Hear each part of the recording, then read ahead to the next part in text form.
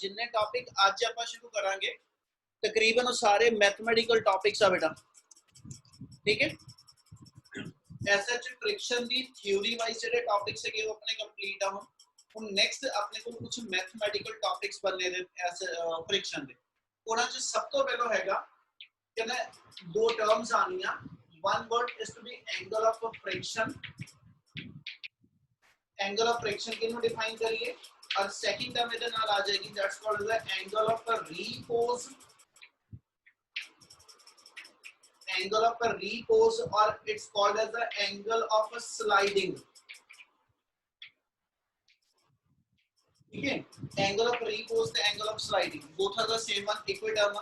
और क्वेश्चन नाल दे जुड़ जांदा कि we define angle of friction और angle of sliding and then prove that these two angles are numerically equal to each other. मतलब एंगल ऑफ फ्रिक्शन ते एंगल ऑफ रिपोज या स्लाइडिंग जेड़ा वा, रिपोज दा मतलब है लेटना, ठीक है, कि भी हॉरिजॉन्टल सरफेस जेड़ी सीगी है ना, जे मैं इनक्लाइंड बनावा ते उस मूवमेंट ते अपनी हॉरिजॉन्टल दे नाल जेड़ा ये एंगल बिल्ड अप करेगी उन ਅਸੀਂ नाम दे देने एंगल ऑफ रिपोज और एंगल ऑफ स्लाइडिंग। ਇਹਦੀ ਗੱਲ ਕਰਾਂਗਾ ਕੰਟੀਨਿਊ ਇਹਨਾਂ ਦੋਨਾਂ ਦੀ ਡੈਫੀਨੇਸ਼ਨ और ਇਸ ਤੋਂ ਬਾਅਦ ਇਹਨਾਂ ਦੋਨਾਂ ਦਾ ਰਿਲੇਸ਼ਨ। ਤੁਸੀਂ ਇਹ ਦੋ ਚੀਜ਼ਾਂ ਤੁਸੀਂ ਇਹਦੇ ਅੰਦਰ ਜਸਟੀਫਾਈ ਕਰਨੀਆਂ ਬੇਟਾ। ਤੇ ਉਹ ਤੇ ਪਹਿਲੀ ਟਰਮ ਹੈਗੀ angle of friction. Angle of friction ਨੂੰ ਡਿਫਾਈਨ ਕਰਨ ਲਈ ਆਪਾਂ ਜਿਹੜਾ ਐਸਐਚ ਸਿਸਟਮ ਕੰਸੀਡਰ ਕਰਾਂਗੇ ਉਹ ਚ ਡਿਫਾਈਨ ਕਰਾਂਗੇ ਇੱਕ ਹॉरिजॉन्टल ਸਰਫੇਸ ਆ, उस हॉरिजॉन्टल सरफेस पे मेरे को कोई एक ब्लॉक पे and the various forces acting on this block are केड़ी-केड़ी ब्लॉक दे उत्ते फोर्स ऑफ शो कर लो। one is the weight of the body which is acting vertically downward, second surface ते reactional force R आएगी, third ਇਹਦੇ ਤੇ applied force T होएगी ਤੇ fourth ਇੱਥੇ frictional force F होएगी। क्या आ चार फोर्सेस क्लियर? Yes sir। चलो ਹੁਣ एंगल ऑफ फ्रिक्शन ਅਸੀਂ डिफाइन ਕਰਨ ਲੱਗੇ ਕਿਹਨੂੰ ਕਹਿੰਦੇ ਵੇ, it is the angle which the resultant of a force of friction and normal reaction makes with the, it is the angle, दोबारा बोलना एक बारी, it is the angle which the resultant of normal reaction and force of friction makes with the normal reaction।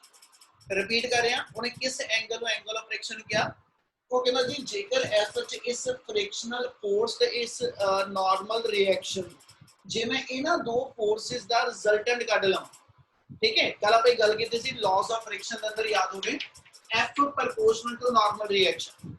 इसलिए आ दो forces consider करते पे कि जे फोर्स ऑफ फ्रिक्शन ते नॉर्मल रिएक्शन, ठीक है, जे मैं इना दो फोर्सेस नु लेके इना दा रिजल्टेंट कैलकुलेट करा ते आ दोनों दे दोनों वेक्टर मेरे जेडे ने ये टेल टू टेल अटैच है। ते जे बच्चे दो vector tail to tail attach है ते resultant always given by the diagonal of the parallelogram. ਇਹਦਾ मतलब सी इना दो फोर्सेस नाल पहले एक पैरेललोग्राम कंप्लीट कर लो, इना दो फोर्सेस दी हेल्प नाल पहले एक पैरेललोग्राम कंप्लीट कर लो। ਇਹਦਾ डायगोनल ਜਿਹੜਾ ਹੋਏਗਾ, ਇਹਦਾ ਜਿਹੜਾ डायगोनल ਹੋਏਗਾ ਉਹਦੇ ਅਕ੍ਰੋਸ ਇਹਨਾਂ ਦੋਨਾਂ फोर्सेस ਦੀ ਰਿਜ਼ਲਟੈਂਟ फोर्स ਆਏਗੀ। रिजल्टेंट फोर्स ਨੂੰ ਆਪਾਂ ਨਾਮ ਜਿਹੜਾ ਵਾ ਉਹ r ਡੈਸ਼ ਦੇ ਦਿੰਨੇ, ठीक है। रिजल्टेंट फोर्स ਨੂੰ r डैश कह देने और r dash force normal reaction दे नाल थीटा एंगल पे इंक्लाइंड है, ठीक है। नॉर्मल रिएक्शन दी जेडी एसएच वैल्यू आई आ ये रिजल्टेंट फोर्स दे नाल थीटा एंगल ते इंक्लाइंड है ते उन्हें डिफाइन है कीता it is the angle of friction किनु कह रहे हैं, it is the angle which the resultant of नाल उन्हें डिफाइन करता रिजल्टेंट किदा किदा कहना जी it is the angle which the resultant of normal reaction and force of friction makes with, ठीक है जी, normal reaction। so जेड़ा force of friction ते normal reaction दा resultant आ वो जेड़ा SH normal reaction दे नाल angle build up करदा उस angle ਨੂੰ ਅਸੀਂ SH कहना जी angle of friction कहने हैं। क्या इन्नी गल समझ आई? Yes sir। Yes sir। बच्चे तेरा मतलब है कि नॉर्मल रिएक्शन वर्टिकल आनी सीगी, नॉर्मल रिएक्शन मेरे को इस सरफेस दे परपेंडिकुलर आनी है ना, तो इसलिए नॉर्मल रिएक्शन मेरी अपवर्ड आनी सी। जे फ्रिक्शनल फोर्स ना होवे, जे फ्रिक्शनल फोर्स ना होवे ते मेरी आही ट्रू नॉर्मल रिएक्शन, ठीक है, और यही मेरी एक्चुअल और यही मेरी एपरेंट नॉर्मल रिएक्शन। पर जे सरफेस दे उत्ते मेरे को अप्लाइड फोर्स दे नाल नाल फ्रिक्शनल फोर्स रोल प्ले करे ਤੇ ਉਦੋਂ ਅਸੀਂ ਡਿਫਾਈਨ ਕਰਦੇ ਕਿ ਨਾਰਮਲ ਰਿਐਕਸ਼ਨ ਜਿਹੜੀ ਹੋਏਗੀ ਨਾ ਉਹ ਆਪਣੇ ਆਪ ਦੀ ਪੋਜੀਸ਼ਨ ਚੇਂਜ ਕਰਦੀ ਹੈ। ਉਦੋਂ ਨਾਰਮਲ ਰਿਐਕਸ਼ਨ ਆਪਣੀ ओरिजिनल ਪੋਜੀਸ਼ਨ ਤੋਂ ਥੀਟਾ ਐਂਗਲ ਤੇ ਸ਼ਿਫਟ ਕਰ ਜਾਂਦੀ ਹੈ। ਮੈਂ ਫੇਰ ਇਸ ਲਾਈਨ ਨੂੰ ਰਿਪੀਟ ਕਰ ਰਿਹਾ, ਜੇਕਰ ਮੈਂ ਇੱਕ ਲਿਫਟ ਵਾਲੇ ਨਾਲ ਇਹਨੂੰ ਐਗਜ਼ਾਮਪਲੀਫਾਈ ਕਰਾਂ ਤਾਂ ਤੁਹਾਨੂੰ ਲਿਫਟ ਵਾਲਾ ਇੱਕ ਕੇਸ ਯਾਦ ਹੋਵੇ। ਅਸੀਂ ਦੋ ਵਰਡ ਬੋਲਦੇ ਸੀ ਉਹਦੇ ਚ, ਇੱਕ ਐਕਚੁਅਲ weight, ਇੱਕ ਐਪਰੈਂਟ weight। ਅਸੀਂ ਕਿਹਾ ਸੀ ਐਕਚੁਅਲ weight ਦਾ ਹੀ ਦੂਜਾ ਨਾਮ ਐਪਰੈਂਟ weight ਆ ਜੇ ਲਿਫਟ ਮੇਰੀ ਰੈਸਟ ਦੀ ਸਟੇਟ ਚ ਜਾਂ ਲਿਫਟ ਯੂਨੀਫਾਰਮ ਮੋਸ਼ਨ ਚ। ਪਰ ਦੂਜੇ ਪਾਸੇ ਅਸੀਂ ਡਿਫਾਈਨ ਕੀਤਾ ਸੀਗਾ ਜੇ ਲਿਫਟ ਅਪਵਰਡ ਜਾਂ ਡਾਊਨਵਰਡ ਐਕਸਲਰੇਟ ਕਰਦੀ ਆ ਤੇ ਫਿਰ ਤੁਹਾਡਾ ਐਪਰੈਂਟ weight ਐਕਚੁਅਲ weight ਤੋਂ ਡਿਫਰ ਕਰਦਾ। यानी दो टर्म बन गया एपरेंट ते एक्चुअल, वही हुण भी ले रहा। ਜਿਹੜੀ ਐਕਚੁਅਲ ਨਾਰਮਲ ਰਿਐਕਸ਼ਨ ਆ ਉਹ ਮੇਰੀ ਨਾਰਮਲ ਟੂ ਦਾ ਸਰਫੇਸ ਆ, ਪਰ ਇਹੀ ਨਾਰਮਲ ਰਿਐਕਸ਼ਨ ਜਿਹੜੀ ਆ ਆਪਣੀ ਪੋਜੀਸ਼ਨ ਸ਼ਿਫਟ ਕਰ ਜਾਂਦੀ। ਠੀਕ ਹੈ ਜੀ, ਜਦੋਂ ਫੋਰਸ ਆਫ ਫ੍ਰਿਕਸ਼ਨ ਵੀ ਕਹਿੰਦਾ ਜੀ ਸਰਫੇਸ ਤੇ ਰੋਲ ਪਲੇ ਕਰੇਗੀ। ਜੇ ਫ੍ਰਿਕਸ਼ਨਲ ਫੋਰਸ ਨਹੀਂ ਤੇ ਇਸ ਐਕਸ਼ਨ ਦੇ ਅਗੇਂਸਟ ਆ ਮੇਰੀ ਰਿਐਕਸ਼ਨ ਰਹੇਗੀ। ਪਰ ਜੇ ਸਰਫੇਸ ਤੇ ਅਪਲਾਈਡ ਫੋਰਸ ਦੇ ਨਾਲ ਨਾਲ ਫ੍ਰਿਕਸ਼ਨਲ ਫੋਰਸ ਵੀ ਇਨਵੋਲਵਡ ਆ ਤੇ ਉਸ ਮੂਮੈਂਟ ਤੇ ਨਾਰਮਲ ਰਿਐਕਸ਼ਨ अपनी पोजीशन तो कहते जी शिफ्ट कर दी है।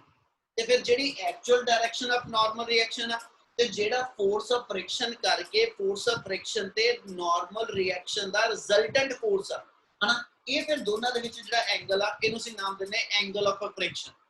ਇਹਦੀ ਵੈਲਿਊ ਇਹ ਡਿਸਾਈਡ ਕਰੇਗੀ ਕਿ ਤੁਹਾਡੇ ਕੋਲ ਐਸ ਸੱਚ ਆਪਣੀ ओरिजिनल ਪੋਜੀਸ਼ਨ ਤੋਂ ਨਾਰਮਲ ਰਿਐਕਸ਼ਨ ਕਿੰਨਾ ਡਿਸਪਲੇਸ ਹੋਣੀ ਤੇ ਉਸ ਚੀਜ਼ ਨੂੰ ਅਸੀਂ ਥੀਟਾ ਦੇ ਬਿਹਾਫ ਦੇ ਉੱਤੇ ਕਹਿੰਦਾ ਜੀ ਮੇਜਰ ਕਰਦੇ ਹਾਂ। ਔਰ ਇਹ ਥੀਟਾ ਦੀ ਵੈਲਿਊ ਐਸ ਸੱਚ ਫੋਰਸ ਆਫ ਫ੍ਰਿਕਸ਼ਨ ਦੇ ਅਕੋਰਡਿੰਗਲੀ ਚੇਂਜ ਹੋਣੀ। ਜਿੱਦਾਂ ਫੋਰਸ ਆਫ ਫ੍ਰਿਕਸ਼ਨ, ਜੇ ਫੋਰਸ ਆਫ ਫ੍ਰਿਕਸ਼ਨ 0 ਆ ਤੇ ਇਹਦਾ ਮਤਲਬ ਹੋ ਗਿਆ ਕਿ ਉਦੋਂ ਮੇਰੀ ਨਾਰਮਲ ਰਿਐਕਸ਼ਨ ਇਸ ਵਰਟੀਕਲ ਲਾਈਨ ਤੇ ਆ। पर जे फोर्स ऑफ फ्रिक्शन की वैल्यू 0 तो 1, 1 तो 2, 2 तो 3 न्यूटन बढ़ती जा रही है ते नॉर्मल रिएक्शन भी अपनी वर्टिकल पोजीशन तो डिस्प्लेस होती जा रही है। क्या गल समझ आई बच्चे? Yes sir. ਆਪਾਂ ਇਹ ਕਿਹਾ ਜਦੋਂ ਤੁਹਾਡੇ ਕੋਲ ਐਸ ਸੱਚ ਜੇ ਫ੍ਰਿਕਸ਼ਨਲ ਫੋਰਸ ਨਹੀਂ ਹੈਗੀ ਫਿਰ ਮੇਰੀ ਨਾਰਮਲ ਰਿਐਕਸ਼ਨ ਆ ਸਰਫੇਸ ਦੇ ਪਰਪੈਂਡੀਕੂਲਰ ਆ ਗਈ, ਫਿਰ ਅਪਵਰਡ ਹੀ ਅਗਲੀ। पर जे मेरे को रोड दे उत्ते ਅਸੀਂ ਕਹਿੰਦੇ ਜੀ ਅਪਲਾਈਡ ਫੋਰਸ ਦੇ ਨਾਲ ਨਾਲ ਫ੍ਰਿਕਸ਼ਨਲ ਫੋਰਸ ਵੀ ਰੋਲ ਪਲੇ ਕਰਦੀ ਆ ਤਾਂ ਦੈਨ ਵੀ ਆਰ ਕੰਸੀਡਰਿੰਗ ਕਿ ਨਾਰਮਲ ਰਿਐਕਸ਼ਨ ਆਪਣੀ ਐਕਚੁਅਲ ਪੋਜੀਸ਼ਨ ਤੋਂ ਸ਼ਿਫਟ ਕਰਦੀ ਆ। ਉਹ ਕਹਿੰਦਾ ਕਿੰਨਾ ਸ਼ਿਫਟ ਕਰੇਗੀ ਤਾਂ ਕਿੱਧਰ ਨੂੰ ਕਰੇਗੀ ਤਾਂ ਅਸੀਂ ਕਹਿੰਦੇ ਜਿੰਨੀ ਫੋਰਸ ਆਫ ਫ੍ਰਿਕਸ਼ਨ ਹੋਏਗੀ ਇਹਦੇ ਅਕੋਰਡਿੰਗਲੀ ਐਫ ਤੇ ਨਾਰਮਲ ਰਿਐਕਸ਼ਨ ਦਾ ਰਿਜ਼ਲਟੈਂਟ ਕੱਢ ਲਓ। ठीक है, वो ਤੁਹਾਡੀ ਰਿਜ਼ਲਟੈਂਟ ਜਿਹੜੀ ਡਾਇਰੈਕਸ਼ਨ ਆਏਗੀ ਇਹ apparent position of normal reaction ਬਣ ਜੇ ਮੈਂ ਨਾਰਮਲ ਰਿਐਕਸ਼ਨ ਆ ਲਾਈਨ ਤੋਂ ਸ਼ਿਫਟ ਹੋ ਕੇ मेरे को इस आर डैश वाली लाइन के लॉन्ग कहना जी मूव करती जाएगी और जिदा जिदा मेरे को एफ ਵਧਣਾ ਵਾ ਉਹਨੇ ਥੀਟਾ ਵੀ ਵਧਾਣਾ ਵਾ। ਇਸ ਬੇਸ ਤੇ ਲਾਈਨ ਕਹੀ ਉਹਨੂੰ ਆਪਾਂ ਇਦਾਂ ਲਿਖ ਸਕਦੇ ਹਾਂ ਕਿ ਜੇ ਮੈਂ ਇਸ ਮੂਵਮੈਂਟ ਤੇ ਆ ਟ੍ਰਾਇੰਗਲ ਲੈ ਕੇ ਚੱਲਾਂ ਜਾਂ ਇਹਨੂੰ ਕੁਝ ਨਾਮ ਦੇ ਦਿਓ, ਚਲੋ ਕੇ ਐਮ ਐਲ ਐਨ ਜੋ ਮਰਜ਼ੀ ਨਾਮ ਦੇ ਦਿਓ। ਹੁਣ ਜੇ ਮੈਂ ਇਸ ਇਨਸਟੈਂਟ ਤੇ ਚੱਲਾਂ ਆ ਲਾਈਨ ਦੇ ਲੌਂਗ ਮੇਰੀ ਰਿਐਕਸ਼ਨਲ ਫੋਰਸ ਆ, ਇਸ ਲਾਈਨ ਦੇ ਲੌਂਗ ਮੇਰੀ ਫੋਰਸ ਆਫ ਫ੍ਰਿਕਸ਼ਨ ਤੇ ਜੇ ਮੈਂ ਇਸ ਮੂਵਮੈਂਟ ਤੇ ਐਂਗਲ ਦੇ ਸਾਹਮਣੀ ਸਾਈਡ ਲਵਾਂ ਪਰਪੈਂਡੀਕੂਲਰ ਆਜੂ ਤੇ ਆ ਸਾਈਡ ਮੇਰੀ ਬੇਸ ਆ ਤੇ ਮੈਨੂੰ ਜੋ ਐਸ ਸੱਚ ਇਸ ਫਿਗਰ ਚ ਨੋਨ ਆ ਇੱਕ ਮੈਨੂੰ ਆ ਬੇਸ ਨੋਨ ਆ ਜਿਹੜਾ ਆਰ ਦੇ ਬਰਾਬਰ ਆ, ਇੱਕ ਮੈਨੂੰ ਪਰਪੈਂਡੀਕੂਲਰ ਨੋਨ ਆ ਜਿਹੜਾ ਫੋਰਸ ਆਫ ਫ੍ਰਿਕਸ਼ਨ ਦੇ ਬਰਾਬਰ ਤੇ ਇਹਨਾਂ ਦੋਨਾਂ ਸਾਈਡਾਂ ਦਾ ਆਪਸ ਚ ਰਿਲੇਸ਼ਨ ਲਿਖਾਂ ਤੇ ਮੇਰੇ ਕੋਲ tan ਥੀਟਾ ਨਾ ਆਜੂ। ਆ ਲਿਖ ਰਿਹਾ ਇਸ ਚੀਜ਼ ਨੂੰ ਇਦਾਂ ਲਿਖੀਏ in triangle KNL इस ट्रायंगल ਦੇ across LN/KN ਇਹਦੀ ਵੈਲਿਊ ਮੇਰਾ tan ਥੀਟਾ ਡਿਵੈਲਪ ਕਰੇਗੀ ਕਿਉਂਕਿ ਮੈਨੂੰ ਪਰਪੈਂਡੀਕੂਲਰ ਤੇ ਬੇਸ ਦੀ ਲੈਂਥ ਪਤਾ ਵਾ ਜਿਹੜੀ F ਤੇ R ਆ, ਇਸ ਲਈ tan ਥੀਟਾ ਦੀ ਫਾਰਮ ਚ ਆ ਜੂ ਤੇ देयरफॉर ਸਾਡੇ ਕੋਲ tan थीटा आ गया F/R। ठीक है, पर कल आप एक कंडीशन पढ़ी सी force of friction directly to normal reaction और जे प्रोपोर्शनैलिटी दा साइन हटावा ते कांस्टेंट म्यू लगदा कोएफिशिएंट ऑफ फ्रिक्शन कहने इनु। ठीक है, वही चीज ਇੱਥੇ ਆ ਜੂ एमल इथों F/R ਦਾ ਨਾਮ म्यू ਆ। ਇਹਦਾ मतलब हो गया आप इनु डिफाइन कर सकते बट F/R ये मेरा म्यू आ जाएगा ਤੇ देयरफॉर अपने को कंडीशन आ गई tan theta equal to F/R equal to mu और म्यू दी वैल्यू। ठीक है, जे म्यू दी वैल्यू लेके चलना ते इस मोमेंट ते म्यू दी value directly to tan theta वा। ठीक है, एमा जिन्ना मेरे को एस सच थीटा बढ़ता जाना जिन्ना मेरे को थीटा बढ़ता जाएगा एंगल ऑफ फ्रिक्शन बढ़ रहा एमल उन्नी ही कोएफिशिएंट ऑफ फ्रिक्शन दी वैल्यू बढ़ रही और म्यू जिन्ना ज्यादा इंक्रीज होता जाएगा एमल सरफेस दे उन्नी ही फ्रिक्शनल फोर्स जिहड़ी आ वो मेरी इंक्रीज होती जाएगी। ਇਹ ਮਤਲਬ म्यू डायरेक्टली मेरे को ਜਿਹੜਾ ਵਾ ਉਹ ਸਰਫੇਸ ਦੀ ਐਸਐਚ ਰਫਨੈਸ ਨੂੰ ਮੇਜਰ ਕਰਦਾ। ठीक है, जिन्नी सरफेस की रफनेस ज्यादा होएगी ये मतलब उन्नी ही फ्रिक्शनल फोर्स ज्यादा होएगी, ये मतलब उन्ना ही म्यू की वैल्यू ज्यादा, ते जिन्ना मेरा म्यू ज्यादा है मतलब उन्ना ही एंगल ऑफ फ्रिक्शन भी मेरा जेड़ा वो इंक्रीज करता जाएगा। क्या आज चीज समझ लगी बेटा? Yes sir. वो तो क्या सारे नु क्लियर है? ते यस सर, चला यस सर। चलो ਇਹਦੇ ਨਾਲ नेक्स्ट टर्म ਜਿਹੜੀ ਬਣਨੀ ਹੁਣ ਆਪਣੀ ਉਹਨਾਂ ਆਪਾਂ ਨਾਮ ਦਿੱਤਾ एंगल ऑफ रीपोज, ठीक है, और called as the angle of sliding. समझियो एंगल ऑफ रीपोज या एंगल ऑफ स्लाइडिंग किनो डिफाइन करते हैं? कहंदा जी it is the minimum angle. पहला वर्ड तो यही लवांगे कि भी मिनिमम क्यों ऐड करांगे आगे जाके अपन word is the minimum angle which the inclined plane makes with the horizontal plane so that the body placed on the inclined plane just begin to slide। जे मैं इस गल नु इदा कवा कि भी मेरे को ऐसा आ चीज आप इदा एक्सप्लेन करते हैं, जे आ मेरे कहंदा जी ऐसा हाथ दे उत्ते आप इधर रख दे मैं कि जे आ मेरे को एक हॉरिजॉन्टल सरफेस आ, ठीक है, आ मेरा हाथ हॉरिजॉन्टल सरफेस पे हॉरिजॉन्टल सरफेस दे उत्ते पिया ते जे मैं इस हॉरिजॉन्टल सरफेस नु इंक्लाइंड करना शुरू करा ਤੇ ਇਹਨਾਂ ਦੋਨਾਂ ਸਰਫੇਸ ਦੇ ਇਨ ਬਿਟਵੀਨ ਐਂਗਲ ਬਣਨਾ ਸ਼ੁਰੂ ਹੋ ਜਾਣਾ।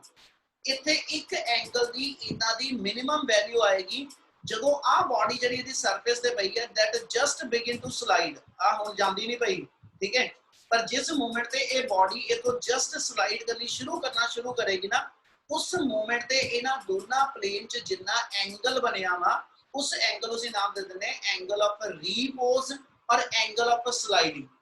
क्या आ गल समझ आई जो दसदा पिया? Yes sir. और जे मैं पुੱਤ ਇਹਦੇ ਵਿੱਚ ਨਾ ਮੈਂ ਆਪਣੇ ਵਰਡ ਨੂੰ ਫੇਰ ਜਿਹੜਾ ਵਾ ਐਸ ਚ ਰਿਪੀਟ ਕਰ ਰਿਹਾ, ਅਸੀਂ ਮਿਨੀਮਮ ਵਰਡ ਕਿਉਂ ਐਡ ਕੀਤਾ ਕਿਉਂਕਿ ਇਸ ਮੂਮੈਂਟ ਤੇ ਜਦੋਂ ਬਾਡੀ ਇਹਦੇ ਤੇ ਸਲਾਈਡ ਕਰਨੀ ਹੈ ਨਾ ਅਸੀਂ ਕਿਤੇ ਵੀ ਉਹਦੀ ਕੋਈ ਐਕਸਲਰੇਸ਼ਨ ਨਹੀਂ ਗਿਣਾਂਗੇ। ਅਸੀਂ ਕਹਿੰਦੇ body just begin to slide, body ਉਸ ਮੂਮੈਂਟ ਤੇ ਮੂਵ ਕਰਨਾ ਸ਼ੁਰੂ ਕਰਨ ਲੱਗੀ ਜਦੋਂ ਉਦੋਂ ਇਨਕਲਾਈਨਡ ਪਲੇਨ ਨੇ ਹੌਰੀਜ਼ੌਨਟਲ ਸਰਫੇਸ ਨਾਲ ਜਿੰਨਾ ਐਂਗਲ ਬਣਾਇਆ ਉਸ ਐਂਗਲ ਨੂੰ ਅਸੀਂ ਐਂਗਲ ਆਫ ਸਲਾਈਡਿੰਗ ਕਹਿੰਦੇ। ਉਸ ਤੋਂ ਬਾਅਦ ਜੇ ਮੈਂ ਆ ਕਹਾਂ ਜੀ ਆ ਐਂਗਲ ਆਫ ਸਲਾਈਡਿੰਗ ਆ ਗਿਆ, ਇਸ ਤੋਂ ਬਾਅਦ ਮੈਂ ਹੋਰ ਹੱਥ ਚੁੱਕੀ ਚੱਲਾਂ ਤੇ ਬਾਡੀ ਐਕਸਲਰੇਟ ਕਰਕੇ ਆਏਗੀ। ਅਸੀਂ ਉਹ ਪੋਜੀਸ਼ਨ ਨਹੀਂ ਲੈ ਰਹੇ ਜਦੋਂ ਬਾਡੀ ਐਕਸਲਰੇਟ ਕਰਦੀ ਆ, ਅਸੀਂ ਉਹ ਮਿਨੀਮਮ ਐਂਗਲ ਜਦੋਂ ਬਾਡੀ ਜਸਟ ਸਲਾਈਡ ਕਰਨਾ ਸ਼ੁਰੂ ਕਰਨ ਲੱਗੀ ਆ ਤੇ ਉਸ ਮੂਵਮੈਂਟ ਤੇ ਬਾਡੀ 'ਚ ਕੋਈ ਵੀ ਐਕਸਲਰੇਸ਼ਨ ਨਹੀਂ ਹੋਏਗੀ। उस मिनिमम एंगल ऑफ कहना जी स्लाइडिंग नु ਅਸੀਂ डिफाइन करते पे एंगल ऑफ रीपोज या एंगल ऑफ स्लाइडिंग दी फॉर्म च। क्या टर्म समझ आई?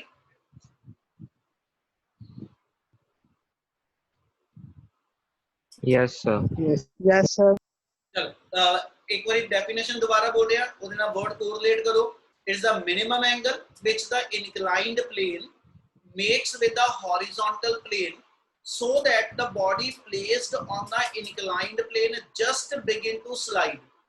ਇਹਦਾ ਮਤਲਬ ਸਮਝੋ ਹੁਣ ਡੈਫੀਨੇਸ਼ਨ ਦਾ ਇੱਥੇ ਆਪਾਂ ਬਣਾ ਰਹੇ ਕਿ ਆ ਜੇ ਮੰਨ ਲਓ ਮੇਰੇ ਕੋਲ ਇੱਕ ਸਰਫੇਸ ਗਿਵਨ ਆ, ਹੁਣ ਸਿਰਫ ਇਧਰ ਧਿਆਨ ਦਿਓ, ਠੀਕ ਹੈ, ਡੈਫੀਨੇਸ਼ਨ ਐਸੇ ਤੁਹਾਡੀ ਬੁੱਕ 'ਚ ਹੈਗੀ ਹੈ ਬੇਟਾ। ਜੇ ਆ ਮੇਰੇ ਕੋਲ ਇੱਕ ਇਨਕਲਾਈਨਡ ਸਰਫੇਸ ਹੈਗੀ ਆ, ਅਸੀਂ ਕਹ ਰਹੇ ਕਿ ਆ ਹੌਰੀਜ਼ੌਨਟਲ ਸਰਫੇਸ ਹੈਗੀ, ਇਸ ਹੌਰੀਜ਼ੌਨਟਲ ਸਰਫੇਸ ਤੋਂ ਤੁਸੀਂ ਆਪਣੀ ਸਰਫੇਸ ਨੂੰ ਇਨਕਲਾਈਨ ਕਰਦੇ ਚਲੇਗੇ। ਜਦੋਂ ਇਸ ਸਰਫੇਸ ਨੂੰ ਮੈਂ ਇਨਕਲਾਈਨ ਕਰਾਂਗਾ, ਜਦੋਂ ਇਸ ਸਰਫੇਸ ਨੂੰ ਅਸੀਂ ਇਨਕਲਾਈਨ ਕਰਦੇ ਪਏ ਆ, ਜਦੋਂ ਸਰਫੇਸ ਨੂੰ ਆਪਾਂ ਇਨਕਲਾਈਨ ਕਰਾਂਗੇ ਉਹ ਕਹਿੰਦਾ ਪੁੱਤ ਜਿਹੜੀ ਬਾਡੀ ਇਸ ਇਨਕਲਾਈਨਡ ਸਰਫੇਸ ਦੇ ਉੱਤੇ ਪਈ ਆ ਹਨਾ, ਜਿਹੜੀ ਬਾਡੀ ਇਨਕਲਾਈਨਡ ਸਰਫੇਸ ਤੇ ਪਈ it just begin to slide, ਉਸ ਮੂਮੈਂਟ ਤੇ ਆ ਹੌਰੀਜ਼ੌਨਟਲ ਸਰਫੇਸ ਨਾਲ ਜਿੰਨਾ ਇਹਦਾ ਐਂਗਲ ਬਣਿਆ ਤੇ ਅਸੀਂ ਮਿਨੀਮਮ ਐਂਗਲ ਨੂੰ ਐਸ ਐਚ ਐਲਫਾ ਸਿੰਬਲ ਦਿੰਨੇ ਪਏ, ठीक है। ਅਸੀਂ ਕਹਿੰਦੇ ਐਂਗਲ ਆਫ ਰੀਪੋਜ਼ ਜਾਂ ਐਂਗਲ ਆਫ ਸਲਾਈਡਿੰਗ ਇਹਨੂੰ ਐਲਫਾ ਲਿਖਦਾ ਪਿਆ। ਇਸ ਇਨਸਟੈਂਟ ਤੇ ਆ ਬਾਡੀ ਜਦੋਂ ਸਲਾਈਡ ਕਰਨਾ ਸ਼ੁਰੂ ਕਰੂ ਕਹਿੰਦਾ ਕਿਹੜੀ ਫੋਰਸ ਰਿਸਪੌਂਸਿਬਲ ਆ ਜਿਹੜੀ ਇਹਨੂੰ ਸਲਾਈਡ ਕਰਾਏਗੀ। ਅਸੀਂ ਜਦੋਂ ਇੱਥੇ ਹੱਥ ਤੇ ਚੀਜ਼ ਰੱਖੀ ਜੇ ਥੱਲੇ ਨੂੰ ਆਈ ਆ ਤਾਂ ਕਿਸੇ ਨਾ ਕਿਸੇ ਫੋਰਸ ਨੇ ਤੈਨੂੰ ਥੱਲੇ ਸਲਾਈਡ ਕਰਾਇਆ ਵਾ, ਉਹ ਕਹਿੰਦਾ ਜੀ ਉਹ ਫੋਰਸ ਕਿਹੜੀ ਹੈ ਉਹਨੂੰ ਸ਼ੋ ਆਫ ਕਰਨ ਲਈ ਆਪਾਂ ਫਿਗਰ 'ਚ ਦਿਖਾ ਰਹੇ।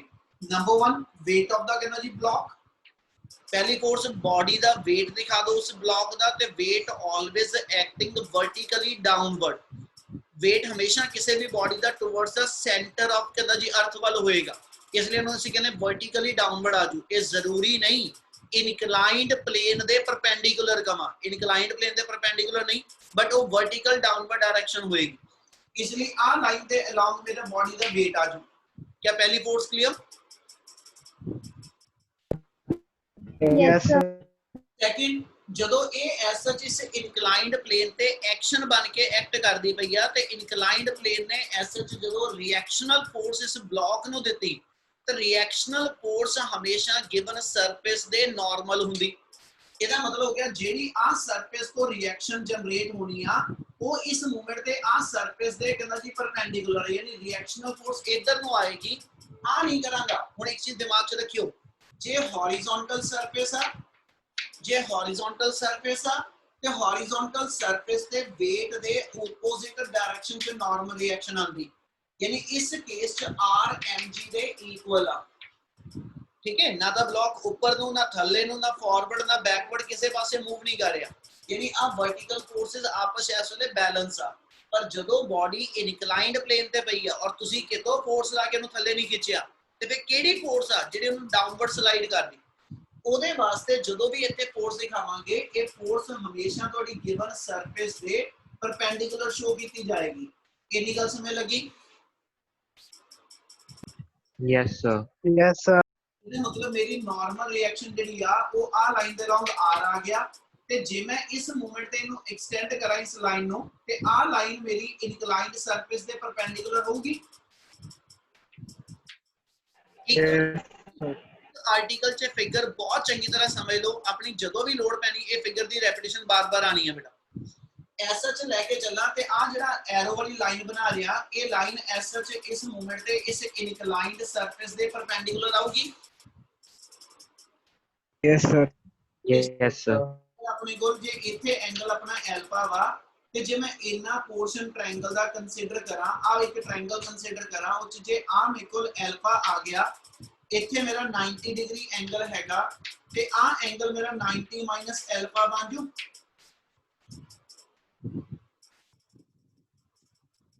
क्लियर है? Yes sir. उस तो बाद इदा चलो आ इनक्लाइंड प्लेन ते आ लाइन जेडी आ ये भी एक दूसरे दे की ने जी परपेंडिकुलर 90 डिग्री।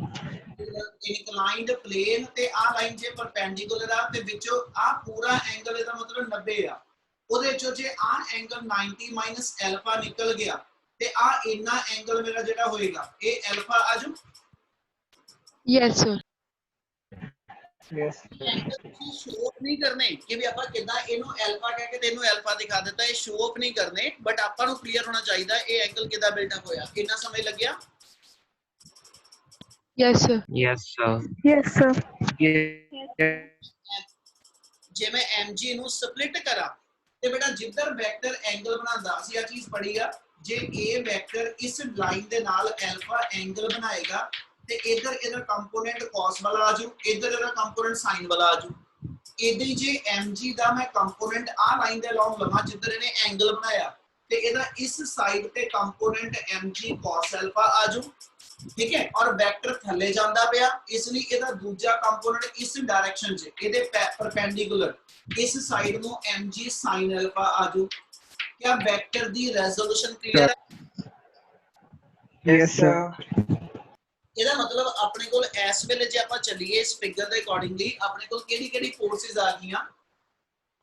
ਜੇ ਇੱਥੇ ਦੇਖੀਏ ਤੇ ਆਪਣੇ ਕੋਲ ਦੋ ਵਰਟੀਕਲ ਫੋਰਸਸ ਸੀਗੀਆਂ ਜਿਹੜੀਆਂ ਬੈਲੈਂਸ ਹੋ ਰਹੀਆਂ ਸੀ, ਪਰ ਜੇ ਮੈਂ ਇੱਥੇ ਚੱਲਾਂ ਤੇ ਮੇਰੇ ਕੋਲ ਜਿਹੜੀ ਐਸ ਚ r ਤੇ mg ਦੋ ਫੋਰਸਸ ਹੀ ਸੀਗੀਆਂ, ਪਰ mg ਨੂੰ ਸਪਲਿਟ ਕਰਕੇ ਇੱਕ ਫੋਰਸ mg cos ਅਲਫਾ ਜਿਹੜੀ r ਦੇ ਆਪੋਜ਼ਿਟ ਆਈ ਤੇ ਇੱਕ ਫੋਰਸ mg sin ਅਲਫਾ ਜਿਹੜੀ ਬਲੌਕ ਨੂੰ ਥੱਲੇ ਨੂੰ ਸਲਾਈਡ ਕਰਾਏਗੀ।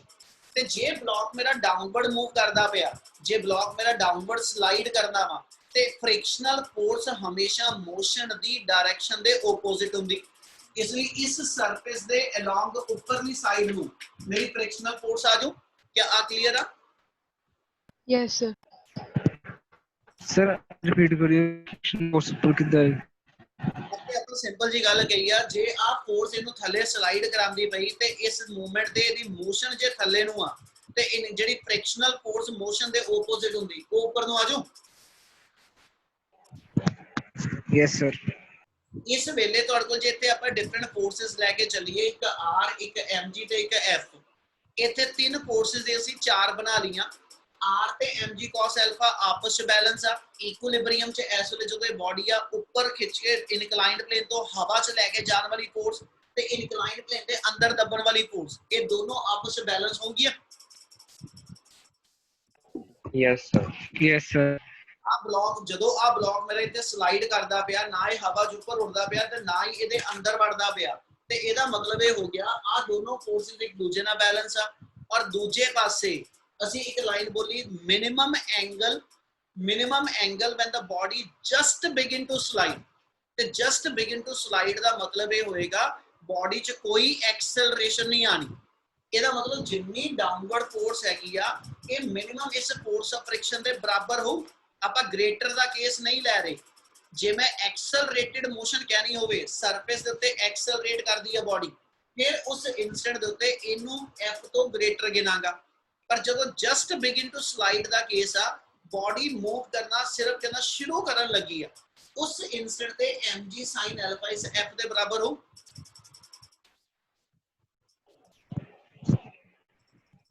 Yes, sir. चल इसे गल ਨੂੰ ਆਪਾਂ ਜਿਹੜਾ ਉੱਥੇ ਮੈਥਮੈਟੀਕਲ ਡਿਫਾਈਨ ਕਰ ਦਈਏ ਤਾਂ ਆਪਾਂ ਇਦਾਂ ਕਵਾਂਗੇ ਇਨ ਇਕੁਇਲਿਬਰੀਅਮ,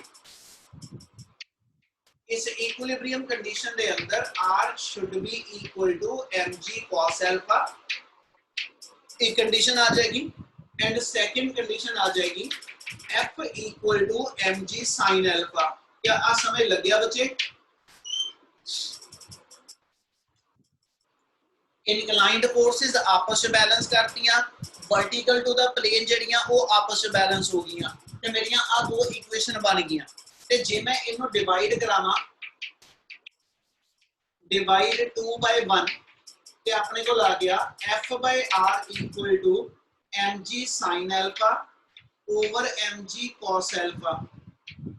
mg कैंसिल हो जाना तो sin बाय cos मेरा tan अल्फा। Therefore अपने को आ गया f/r equal to tan alpha, पर ऊपर आप डिफाइन किया होया f/r मेरा म्यू हुंदा। ਇਹਦਾ मतलब क्या f/r ਨੂੰ ਜੇ मैं म्यू डिफाइन कर लवां, ठीक है, therefore नेक्स्ट लाइन च mu equal to tan alpha. ਇਹਦਾ म्यू मेरा tan अल्फा आ गया, पर ऊपर ਅਸੀਂ ਕਿਹਾ ਸੀਗਾ कि भी म्यू tan थीटा ਦੇ ਵੀ ਬਰਾबर ਹੈ। ਇਹਦਾ मतलब अपने को कंडीशन आ गई also mu equal to tan theta. ते जे पुत म्यू tan अल्फा भी ते म्यू tan थीटा दोनों दे इक्वल आ मेरा एंगल ऑफ फ्रिक्शन आ ते आ मेरा एंगल ऑफ रिपोज आ, ठीक है। तो देयरफॉर अपने को कंडीशन आ जाएगी tan theta equal to tan alpha, तो देयरफॉर अपने को आ गया थीटा इक्वल टू अल्फा, यानी angle of friction is numerically equal to angle of repose. So numerically आ दोनों एंगल की इक्वलिटी ਅਸੀਂ प्रूव कर देंगे। क्या इतनी चीज समझ आई? Yes, sir. क्या सारे ਨੂੰ इतना क्लियर आ? Yes, sir. Yes, sir. Yes, sir. Yes, sir. Yes, sir. ਇੱਥੇ ਤੱਕ ਕਿਸੇ ਨੂੰ ਕੋਈ ਡਾਊਟ ਹੈ ਤੇ ਇੱਕ ਵਾਰੀ ਜ਼ਰੂਰ ਦੱਸੋ ਬੱਚੇ, ਜੇ ਨਾ ਕਲੀਅਰ ਹੈ ਫਿਰ ਆਪਾਂ ਅੱਗੇ ਚੱਲਾਂਗੇ। एक में लगा के उन्हें तसल्ली ना देखो, जे लग रहा कि कोई स्टेप का डाउट है या कोई रेजोल्यूशन या एंगल या किसी भी टाइप का कोई डाउट हैगा तो एक बार जरूर बोलो।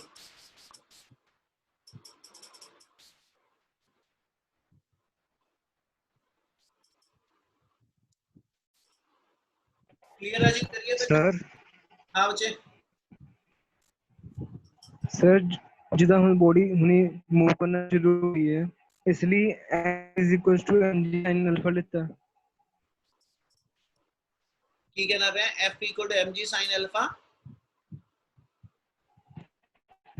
सर जिदा बॉडी जस्ट मूव करना शुरू हुई है, हाँ, इसलिए अपन is equals to mg sin alpha लेता। ਜਦੋਂ ਤੱਕ ਮੇਰੀ ਬੋਡੀ ਦੇ ਅੰਦਰ ਜੇ ਆਪਾਂ ਇਹ ਕਹੀਏ ਕਿ mg sin f, ਤੇ ਦੇਖੋ mg sin ਅਲਫਾ ਤੋਂ ਵੱਡਾ ਹੋਣਾ ਨਹੀਂ। Force of friction never to be greater than the applied force, ठीक है ना, वो तो ज्यादा होएगी नहीं। ਇਹਦਾ मतलब बॉडी अपवर्ड ਤੇ एक्सेलरेट करेगी नहीं। ਇਹਦਾ मतलब mg sin अल्फा f ਤੋਂ ग्रेटर हो सकता। जे mg sin अल्फा ਦੀ वैल्यू f ਤੋਂ ग्रेटर हो गई ਤੇ ਇਹਦਾ मतलब नेट फोर्स बचू। ਤੇ ਜੇ ਨੈਟ ਫੋਰਸ ਬਚਦੀ ਆ ਤੇ ਨਿਊਟਨ ਦਾ ਸੈਕਿੰਡ ਲਾਅ ਇਹ ਕਹਿੰਦਾ ਕਿ when force is there acceleration must be there। ਇਹਦਾ ਮਤਲਬ ਫਿਰ ਮੇਰੇ ਕੋਲ ਆ ਚੀਜ਼ ਦਾ ਡਿਫਰੈਂਸ ਤੋਂ ਨੈਟ ਫੋਰਸ ਬਚੂਗੀ ਤੇ ਉਹ ਨੈਟ ਫੋਰਸ ਮੇਰੇ ਸਿਸਟਮ ਨੂੰ ਐਕਸਲਰੇਟ ਕਰਾਂਦੀ। ਪਰ ਅਸੀਂ ਕੰਡੀਸ਼ਨ ਦਿੱਤੀ ਆ ਮਿਨੀਮਮ ਐਂਗਲ ਦੀ। ਹੁਣ ਨੈਕਸਟ ਟਾਈਮ ਦੇ ਅੰਦਰ ਜੇ ਮੈਂ ਇੱਥੇ ਆ ਕਹਾਂ ਕਿ ਆਪਣਾ ਗਿਵਨ ਐਂਗਲ ਐਲਫਾ ਤੋਂ ਵੱਡਾ ਵਾ, ਆਪਣਾ ਕੋਈ ਐਂਗਲ ਆਪਾਂ ਇਹਨੂੰ ਥੀਟਾ ਡੈਸ਼ ਥੀਟਾ ਜੋ ਮਰਜ਼ੀ ਸਿੰਬਲ ਇਸ ਤੋਂ ਬਾਅਦ ਲਈਏ, ਪਰ theta is considered to be more than alpha. ਇਹਦਾ ਮਤਲਬ ਇਨਕਲਾਈਨਡ ਪਲੇਨ ਜਿਹੜਾ ਐਂਗਲ ਬਣਾਏਗਾ ਜੇ ਉਹ ਐਲਫਾ ਤੋਂ ਵੱਡਾ ਬਣਾਵੇ ਤੇ ਇਹਦਾ ਮਤਲਬ ਇਹ ਹੋ ਗਿਆ ਕਿ ਉਦੋਂ ਤੁਹਾਡੇ ਸਿਸਟਮ ਦੇ ਅੰਦਰ ਐਕਸਲਰੇਸ਼ਨ ਆਊਗੀ। फिर आप f ਤੇ mg sin alpha बराबर नहीं लिखांगे, फिर ਅਸੀਂ ਕਹਾਂਗੇ ਜੀ f ਚੋਂ mg sin alpha ਚੋਂ f ਮਾਈਨਸ ਕਰਾ ਕੇ ਕੁਛ ਨਾ ਕੁਛ ਨੈਟ ਫੋਰਸ ਬਚਣੀ ਆ ਤੇ ਉਹਨੇ ਤੁਹਾਡੀ ਬਾਡੀ ਨੂੰ ਐਕਸਲਰੇਟ ਕਰਾਇਆ। ਗੱਲ ਸਮਝ ਲੱਗੀ?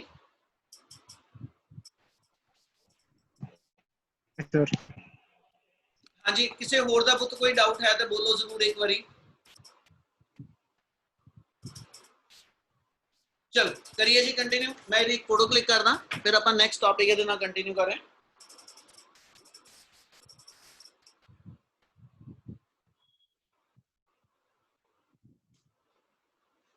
नेक्स्ट टॉपिक होने इधर बना देना बेटा अपने को acceleration of a body down the inclined plane. यही टॉपिक तो आगे कंटिन्यू करांगे। इच ਆਪਾਂ इक्विलिब्रियम दी कंडीशन लिखी है। नेक्स्ट टॉपिक के अंदर एक्सेलरेटेड मोशन दी कंडीशन है। टॉपिक साइड को बन जाना acceleration of a body acceleration of a body